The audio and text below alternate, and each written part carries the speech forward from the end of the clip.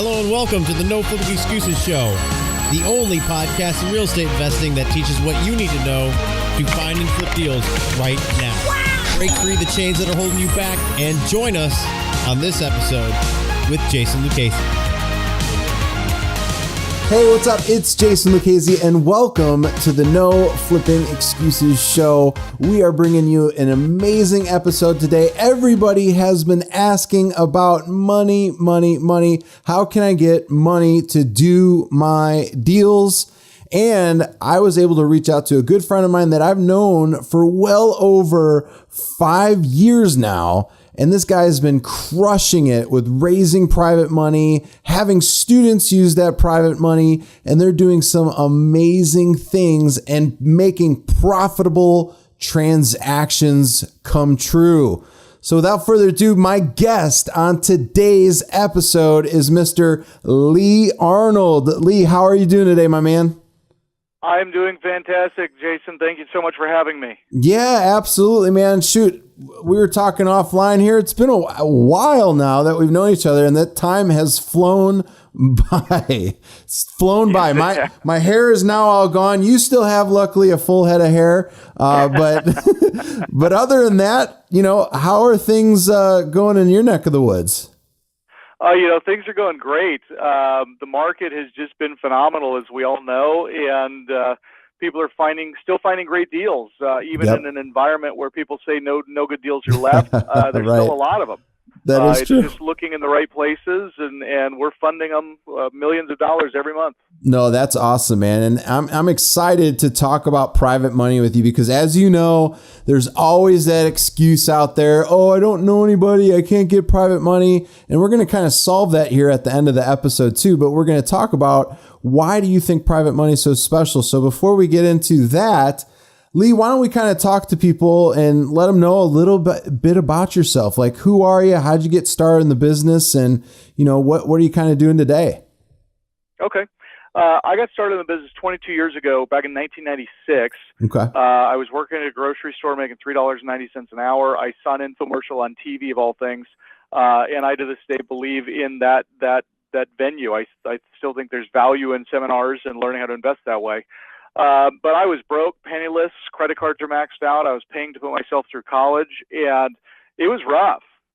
But I went to that seminar, found a great deal, and my pharmacist that worked at the grocery store, I often say jokingly that a drug dealer financed my first deal because he was the pharmacist at the grocery store that I worked at.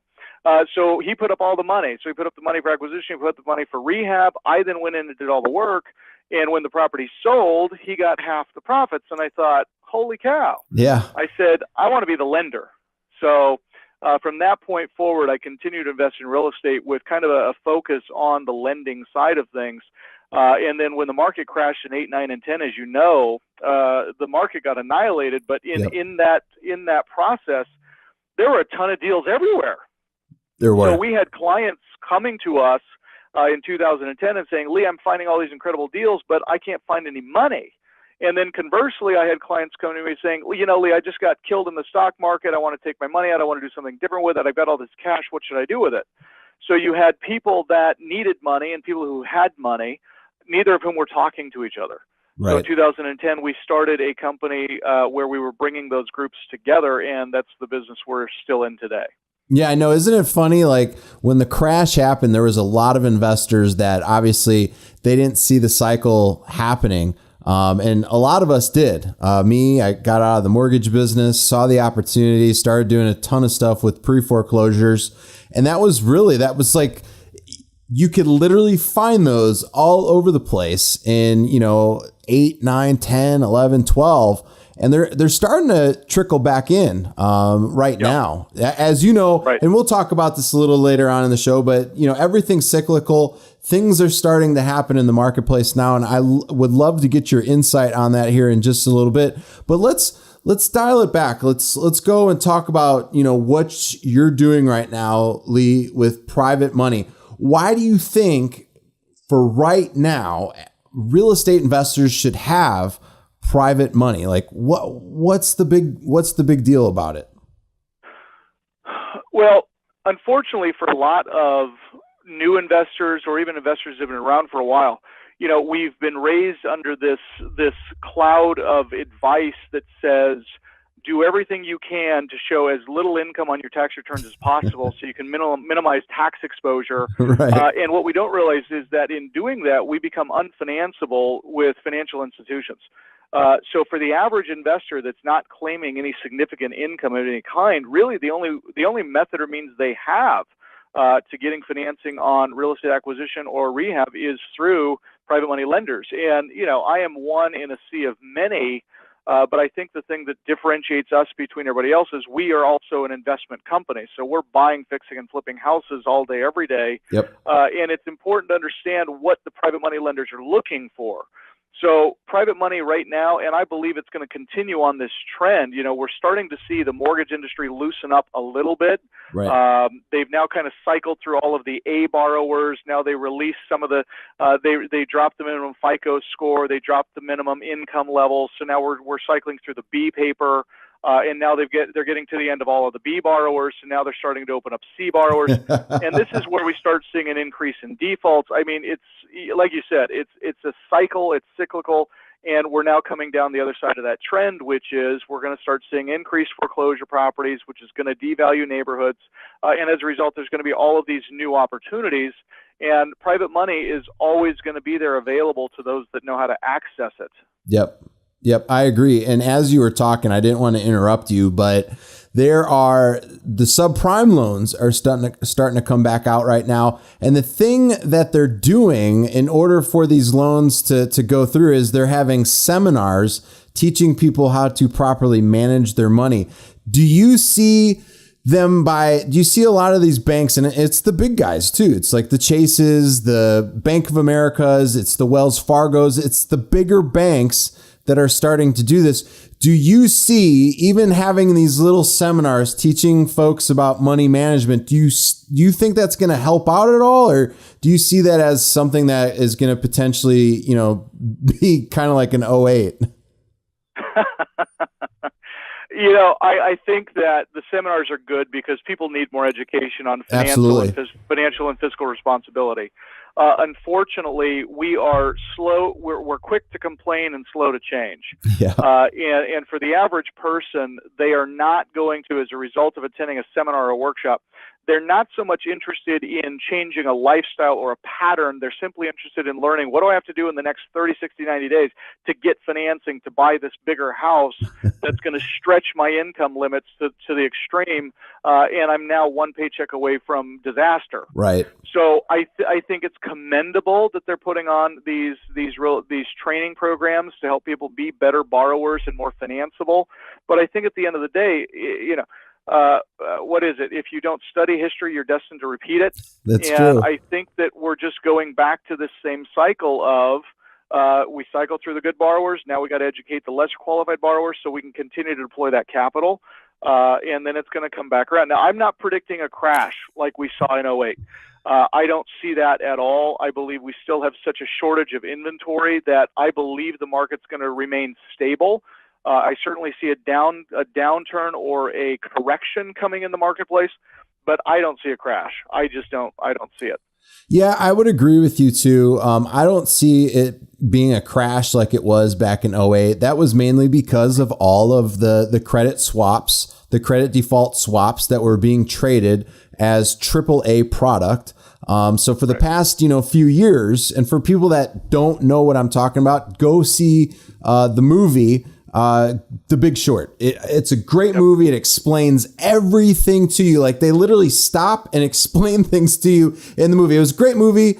If you don't really understand what happened back then, it's a great movie.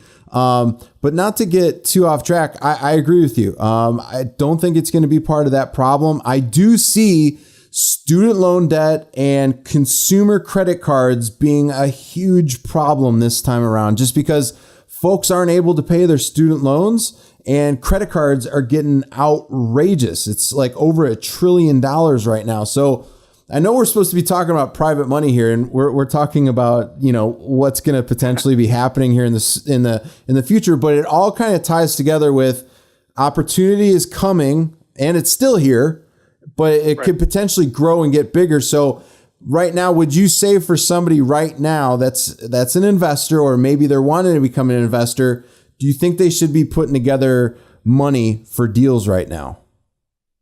Yeah, I think that you should always be sourcing capital. You know, there's the old adage that a banker is defined as somebody who hands you an umbrella when the sun is shining and then takes it away when it starts to rain. So the worst time to go looking for capital is when you actually need capital. Now, conversely to that, there's a caveat there in that when the average real estate investor goes out looking for capital, oftentimes without a deal, then suddenly everything about them becomes part of the analysis. You know, how much money do you make? What's your credit score? What's your experience level? How many properties have you flipped? And all of those things now are things that they have to look at and say, okay, well, you don't qualify based on these factors. However, if the investor today will go out and find a deal, and let's just take a simple example. We got a house worth $200,000 fixed up. It needs $40,000 in rehab, and you can buy it right now today for $50,000. Good deal. You know, if you call my company with that deal, I'm not going to ask any questions. I'm just going to write you a check. Yeah. Because I really don't care at that point, because you've brought me a $200,000 asset that you're only borrowing $50,000 for. That's a very low risk loan. And there's something in the money world that we always say that money is attracted to opportunity, not people.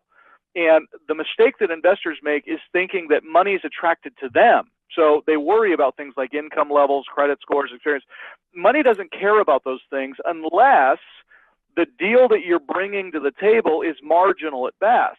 And so what a lot of people will do is they'll use things like the MLS and Craigslist and for sale by owner, you know, all of these very easy to tap into lead sources to find deal flow. Yep. And I've always said the harder it is to find, the easier it is to fund. And the harder it is to, or the easier it is to find, the harder it is to fund. So Yep. we want to look for properties that aren't just out there. So I'm not a big proponent of the MLS, even though I'm a licensed real estate broker. I have been for 20 years. The MLS is not the place to find the really good deals, in my opinion. Right. And when you bring those deals to a private money lender, you're going to have money down. You're going to have reserves. You're going to have money for rehab, because it's a marginal deal at best. So for the investor, I would encourage not necessarily going out and sourcing capital necessarily, as much as I would invest time, energy, and effort in going out and finding amazing, great deals. Because boy, I'll tell you, the minute you've got a great deal, suddenly you become, you know, the only girl at the prom, right? And everyone's looking at you going, oh my goodness, this is an amazing deal. Right. Now, what most people don't know is that just in Wall Street, just Wall Street alone, there's $16 trillion in what we call dry powder. This is undeployed capital that has nowhere to go. Wow. So there's a massive appetite in the marketplace for savvy investors that know how to find good deals. Unfortunately, that tends to be more of a shrinking demographic than a growing demographic.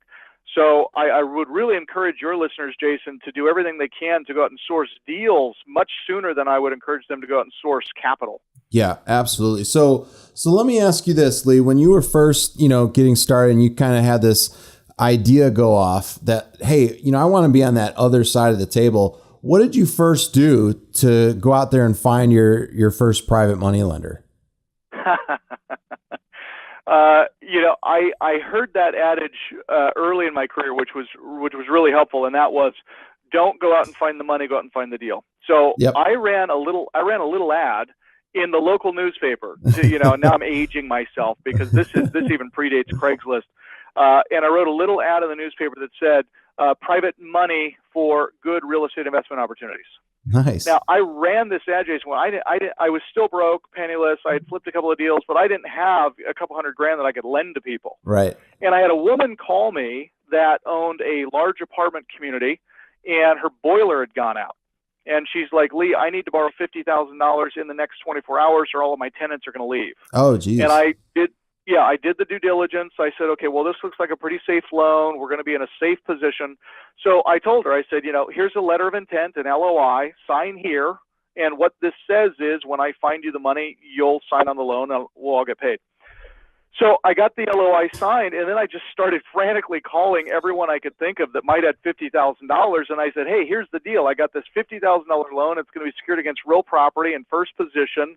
It's a safe deal. I'm going to pay you 18% on your money, and it's only going to be out in 90 days. And what's interesting is I funded that deal on my first phone call. Nice. And that was kind of my aha moment when I realized, you know what? It's not the funding that's hard to get. The challenge is finding good deals and packaging them in a way that an investor wants to lend money on it. There's two things that an investor cares about. So if you called me as a private investor and said, "Hey Lee, I want to borrow $1 million." Okay, great. I'd love to lend you $1 million. Tell me, how am I going to get my money back? So a lot of these investors, they'll go to a seminar and say, "Hey, I've got this incredible development opportunity, and I'm going to pay you 24% return on your money." Yep. Well, that's all well and good, but how are you going to give me my money back? Right. So it's not so much return on investment, it's return of investment. So the presentation has to focus more on the return of capital than on the return of return on capital. So I don't care if you're going to pay me 24%, 12%, 900%. How are you going to give me my money back and when? Sure. That's what investors care about. Absolutely. Absolutely. So Lee, with you, having, your company, Kogo, and you guys are lending millions of dollars every single month. Obviously you're dealing with investors and they're doing really great things for you to be lending that type of money. In your opinion, if you don't mind sharing like just a little snippet, maybe a sneak peek, what's been some of the investors out there that you've been dealing with? What's been where have they been finding their deals at, you think? On the borrowing side, you mean? Yeah. Okay. On the borrowing side, we are finding a lot of the deal flow coming from probate. Okay. Probate lists are a great place to find deals. We're finding a lot of deals coming from what's called pre-foreclosure or what we refer to as an equity deal. So this is a property that's in foreclosure. It's worth $200,000 and the person losing it only owes $75,000. Okay. Well, you don't have to wait and go buy it at the courthouse steps. You can approach the homeowner and just buy it pre-foreclosure. So that's a great strategy. Code enforcement liens are another great opportunity where many of the code enforcement properties are owned free and clear. And the city has been sending messages to the owner saying, you got to clean this thing up.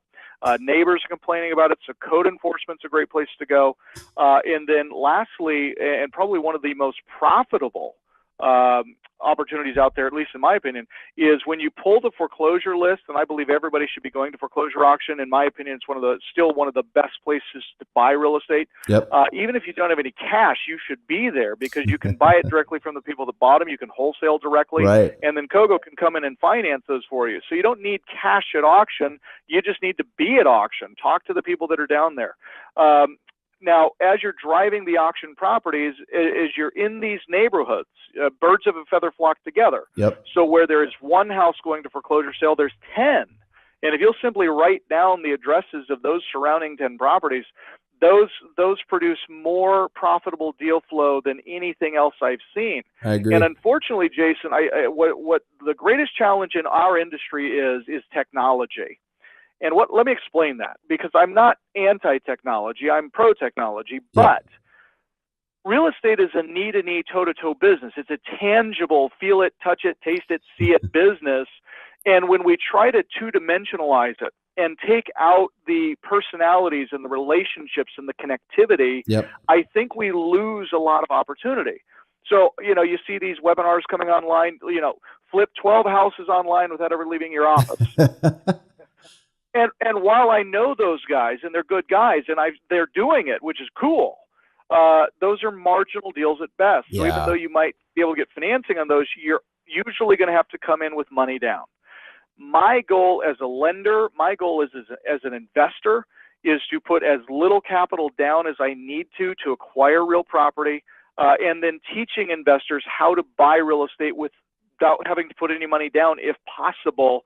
And that's really going back to one of your original questions about private money. What's the greatest advantage of it? You don't have to put any money down. If you find the right kinds of deals, structure them the right way, it's very easy still today in 2018-19. It's still easy today to buy real estate with no money down. but it's got to be done through private money lenders. I agree. Private money is really the way to go. Like you were saying not too long ago with, the doing your taxes and all that kind of stuff. Like if I went to a bank right now, they would not want to lend me anything. So private money's been always the place for us to go as well when we're doing our rehab deals or maybe wanting to get into like a multifamily property that's producing great cash flow and it's got some value adds we can do. So I agree with you 110% on that. Now, Lee, we've known each other quite a while now. I believe you started COGO either before or slightly after we met with each other. But let's talk. You mentioned COGO a couple times. What is COGO and when did you start that? COGO is a Greek word that means to bring together. Oh, cool. So we bring people who have money together with people who need money. And we started the concept back in 2009 under a different company moniker, but the structure of it was the same. And the way it worked, Jason, is we would essentially go out and find somebody who had a deal. We'd underwrite it, package it up, and say, okay, this deal looks good. Yep. Going back to that first hard money loan I did with the apartment owner, that was kind of the concept is, okay, I'm going to package it and then I'm going to shop it. I'm going to go find a lender that wants to fund this deal. Sure.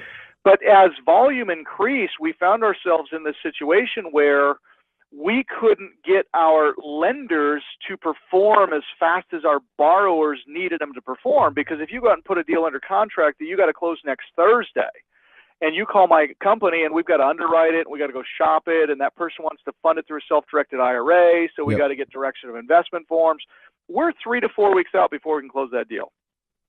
So in 2012, we said, you know what, we need to simplify this process and give our clients a better user experience, a better interface. And so we started our first private equity fund. In 2013, we started our third private equity fund. Here in the next 90 days, our second private equity fund. 90 days, we're starting our third private equity fund. Nice. Now, what these equity funds have allowed us to do is we underwrite the file. We fund the deal directly.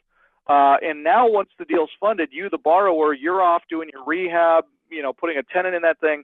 We now hold the paper. Now we're going to sell that paper off to an investor. So the borrower no longer has to wait for us to find the lender. We now are the lender, and that has really simplified the process for us. So that concept came about in 2012. So Kogo Capital was formed in 2012 Nice. As that structure, as that entity. No, I like it. So yeah, I was right. So before we met, and then we started working together in 2013. So with that being said, with COGO, are you guys more lending from an asset standpoint, or are you lending from an asset standpoint plus, you want to find out a little bit of information about the borrower? Because for some folks that don't know what asset-based lending is, maybe you could touch on that if that's something that you guys do.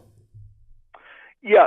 We do what's called asset-based lending, which is we're lending really based on the strength of the asset, not necessarily based on the strength of the borrower. Okay. Now, we're still doing what's considered to be a full underwrite. So we are pulling credit on the borrower. We are looking at cash reserves. We are looking at experience. We are looking at, have you been incarcerated for 20 of the last 40 years? If so, why? We're still looking at those things, but they don't affect whether or not you get the loan. They simply affect what you're going to pay for the money. Okay. Because in the private money space, risk equals reward. So if you come to us and you are, you're the riskiest borrower on planet Earth. I mean, you just filed bankruptcy last Thursday. You got 12 houses in foreclosure. Your bank accounts are all overdrawn at negative $800. You're a really risky borrower. Right. But you come to us with that $200,000 house that you've got under contract for $50,000. Guess what? You're getting a loan. Yeah. So that's asset-based lending. Does the asset itself outweigh the risks that you as an individual bring to us, either because of poor credit, lack of finances, lack of experience? A great deal can overcome a lot of challenges with that individual. So that's why I said earlier, I would spend less time focusing on finding money and worrying about credit and financials and all those things, and spend all of your time going out and finding just incredible deals. Yeah. And I know one of the things that, especially like when you and I do training webinars together, one of the big things for you is, talking about deals. And that's because you guys have the capital to lend out for these deals. I've never seen, and correct me if I'm wrong, I've never seen more money available in today's market than I've ever seen before. What do you think about that? Yeah, and a lot of it has to do with the current administration, releasing kind of some of the confines that organizations and corporations have had in bringing capital back into the U.S.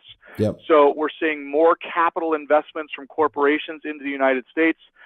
With that, we're also seeing record highs on the stock market. Now, we've been seeing some trepidation there, but with record high stock market prices comes record high profits for corporations. Those profits ultimately do trickle down to their executives, their employees, into these 401k plans. We're seeing we're seeing 10,000 retirees retire at the age of 65 every single day right now. And they are retiring with $400, $500, $1 million in that 401k, which they're then rolling into a self-directed because they want to buy real estate, they want to fund notes, they want to buy crypto, they want to buy gold. So you've got all of this money, and unfortunately, and this is both exciting and concerning all at the same time, unfortunately, you've got all of this new money that's coming into the market that doesn't really know what it's doing. And that's where there's opportunity for every investor out there. If you'll invest some time into finding these great deals, educating investors on why they should give you money, I am of the opinion that it is easier to raise and source capital now than it has ever been. So now's the time. Go out there and attack the market aggressively. I agree with you 110%. And as we start winding down here, Lee, I want to ask you a personal question. What is a really good book that you've been reading recently, like a business book, a self-help book, just like something like us entrepreneurs, us business owners, us CEOs would love to benefit from? Do you have anything that you've recently been reading? Yeah. I didn't know you were going to ask me that, so I'm just going to pull out my briefcase here. Nice. This is the briefcase I travel with. Here's what I'm reading currently. Oh, okay. You can't teach a kid to ride a bike at a seminar. I love it. Oh, and that's by David Sandler too. So he's got some good stuff. I like that. Yeah. So I'm reading that one. I'm also reading this one. Learning to Lead Like Jesus. Okay. Cool. Which is really good. And then the last one that I'm just about to finish, this one's been really great. The Making of a CEO, Oswald Viva. And this one really focuses on leadership. Okay. So, cool. That's what I'm reading on airplanes these days. Nice. Love it. So for folks too that want to get out to you, we have a special link. If you guys want to learn more about Lee Arnold and Kogo Capital, we've got noflippingexcuses.com/Kogo. And that's COGO. So noflippingexcuses.com/Kogo, and that's COGO. So tell people, Lee, what can they find at that website when they go check it out? When you guys go to kogocapital.com through noflippingexcuses.com/Kogo, we're going to give you guys a pre-approval letter. As you're out there writing offers, one of the things that's going to strengthen your offer with the seller is to be able to show proof of funds. Yep. So on our website, you can get proof of funds letters on all of the deals, all of the offers that you want to write. We do charge, $3.97 for these proof of funds letters. And that's simply so that people don't come in and take advantage of the system. We used to give them away for free just because we want to fund loans, but we had a lot of people that were coming in and printing out thousands of these things and then bombarding the marketplace. And they were writing terrible offers and using our letters to support these terrible offers. So unfortunately, they're no longer free, but it is a nominal fee. Simply so that when you submit offers on deals, you'll have that proof of funds letter and you'll be able to say, look, I got millions of dollars in backing. So in lieu of going out and sourcing your own private money lenders in your own market, which in my opinion is the best way for you as an investor to go. Now, it doesn't benefit me at all to tell you that, but as an investor myself, I want to do what's best for you guys, and that is, mom, dad, brother, aunts, uncles, cousins, sisters, grandparents, if they've got a couple $100,000 laying around, they really should be your first source of funding because family money is often the cheapest money. That said, family money is also the most stressful money. Yes. But in absence of those relationships, while you're kind of building that stream of investors that could fund and lend you money, Kogo Capital would happy to be your money lending source provider for all of your funding needs. But yeah, noflippingexcuses.com/Kogo. And we're going to give you that first pre-approval letter at no charge, so you Sweet. can kind of see it, download it, use it. You can thank Jason for putting that together. Awesome, Lee. So any parting words that you have for our listeners right now that want to start finding deals and start using Kogo Capital as their private money lender source? Yeah, my favorite quote is this: do not leave your success in the hands of others. And what I mean by that is a lot of people at this stage, you go to the real estate investment workshop, you call your local real estate agent, you call a title company, you start building your power team, and then you wait. Why isn't my phone ringing? How come nobody's bringing me deals? You guys have got to understand that there's nobody more motivated about making you successful and making money than you are. Right. And while our power team exists to support us as we identify deals, I would really discourage you guys from looking to others to be your deal flow source. You guys got to go out there and make it rain, from going out and working those probate lists, working those auction lists, those pre-foreclosure opportunities, those code enforcement deals that exist out there, the tax sales.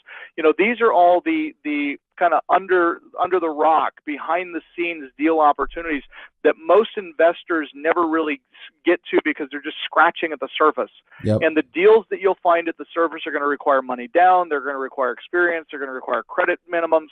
And you want to avoid all of that. So don't leave your success in the hands of others. You guys go out and find those incredible, amazing deals, write those offers, get them under contract, use our proof of funds letters to make it happen, and then get it over to us. You'll be amazed how fast we can fund great deals. And that's what we want from you guys, is great deals. That's great advice, Lee. I appreciate you joining me on today's episode.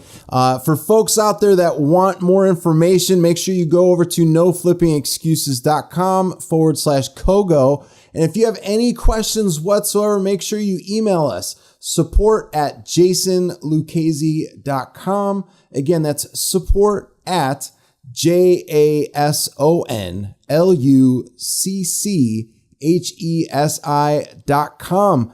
But that's a wrap. I appreciate you joining me on today's episode. If you enjoyed what Lee and I spoke about, make sure you leave us a 5-star review if you're watching this or listening to this in iTunes. If you're on Facebook right now, drop us a comment. Let us know what you enjoyed about this episode. We'll reach out to you and make sure that you're getting taken care of, you're getting deals under contract, and you're getting deals funded. I really look forward to hearing from Lee on individuals such as yourself that are using Kogo Capital and you're getting deals funded and you're making a ton of money and you're having fun doing it in the process. But other than that, I'm Jason Lucchesi. Thanks for joining us today on the No Flipping Excuses Show. Have a great day. Take care. Bye now.